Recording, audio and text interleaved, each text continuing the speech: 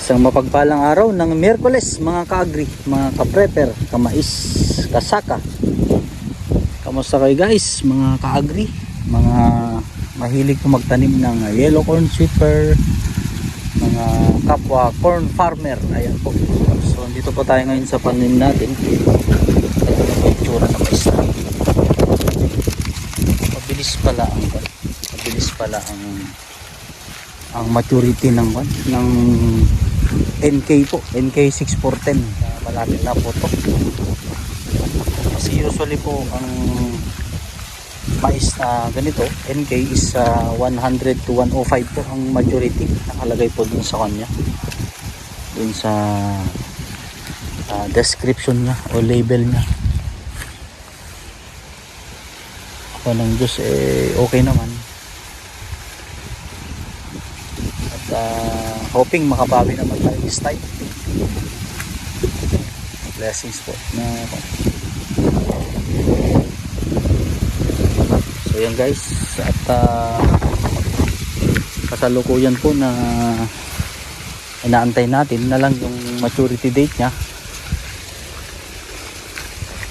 Tignan natin saglit dito sa konting loob. Saan ba ang boundary ng mais natin?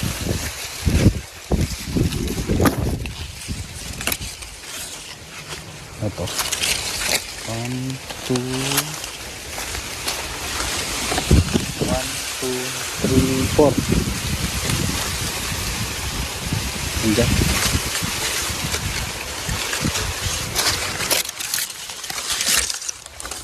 Yeah. Ito po, apat kasi po. 1, 2, 3, 4. Ito po.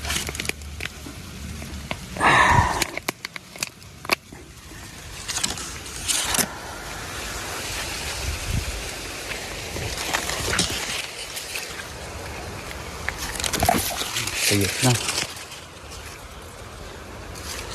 Tignan natin banda dito kasi mayroong kasing 1 week na nahuli itong isa. Kaya tignan po natin kung hopefully pwede na.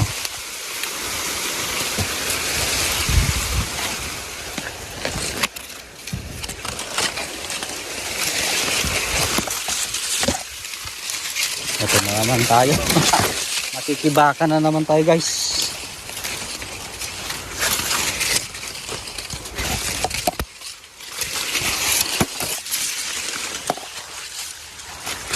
Makikibaka na naman tayo.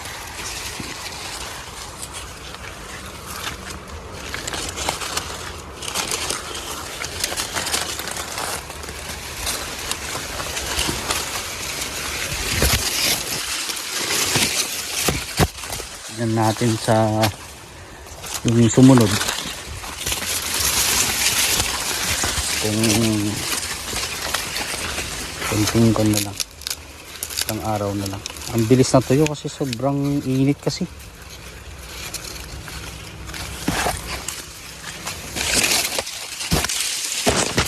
Sobrang init po guys.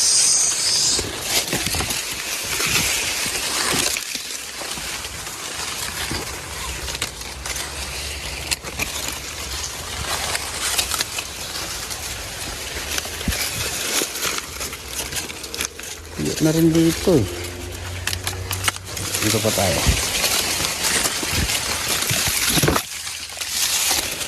Tuyo na rin.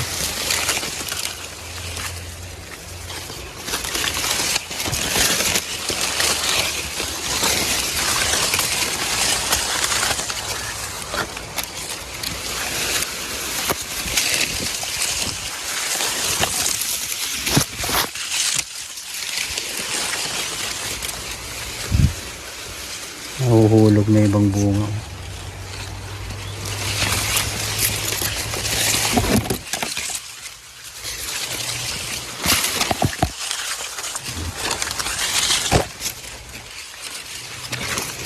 Kung saan kaya yun.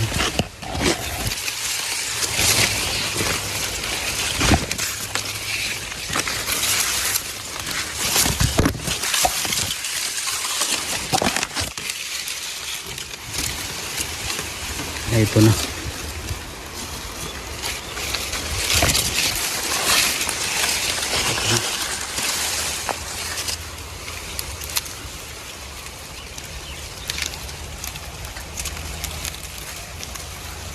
Tigas na rin. Ito yung nahuli. Ayan. Guys, so antay-antay lang po tayo ng ilang araw na lang to. At pwede na po. 105. Okay.